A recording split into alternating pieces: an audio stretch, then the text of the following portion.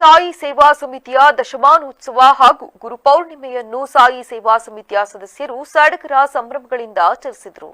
ಪ್ರಸನ್ನ ನಂಜುಂಡೇಶ್ವರ ಸ್ವಾಮಿ ದೇವಾಲಯದಲ್ಲಿ ನಡೆದ ಕಾರ್ಯಕ್ರಮದಲ್ಲಿ ದೀಪಾರಾಧನೆ, ಪಂಚಾಮೃತಾಭಿಷೇಕ, ಸಾಯಿ ಸಚ್ಚರಿತೆ, ಸಾಯಿ ಚಾಲಿಸಾ ಪಠಣೆ, ವಿಭೂತಿ ಹಾಗೂ ಪುಷ್ಪಾರ್ಚನೆ, ಚಾಮರ ಸೇವೆ ಹಾಗೂ ತುಲಾಭಾರ ನಡೆಸಿ ಪೂಜೆಯನ್ನು ಸಲ್ಲಿಸಲಾಯಿತು.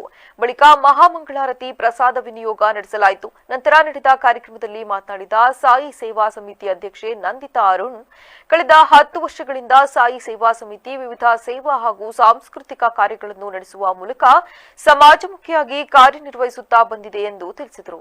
ಏನೇ ಒಂದು ಕಾರ್ಯಕ್ರಮ ರೂಪಿಸಬಹುದು ಎಲ್ಲವೂ ಕೂಡ ತುಂಬ ಚೆನ್ನಾಗಿ ಒಂದು ಕಾರ್ಯಕ್ರಮವನ್ನು ನಿರೂಪಿಸಿದ್ದಾರೆ. ಒಟ್ಟಾರೆ ಈ ಒಂದು ದಶಮಾನೋತ್ಸವ ಕಾರ್ಯಕ್ರಮ ಇಷ್ಟು ಅದ್ಧೂರಿಯಾಗಿ ನಡೆದಿದೆ ಅಂದರೆ ಅವರ ಒಂದು ಎಲ್ಲ ಒಂದು ಸೇವಾ ಸಮಿತಿಯವರ ನಿರ್ದೇಶಕರ ಒಂದು ಪಾತ್ರ ಬಹಳ ಹಿರಿಮೆಯಾದದ್ದು.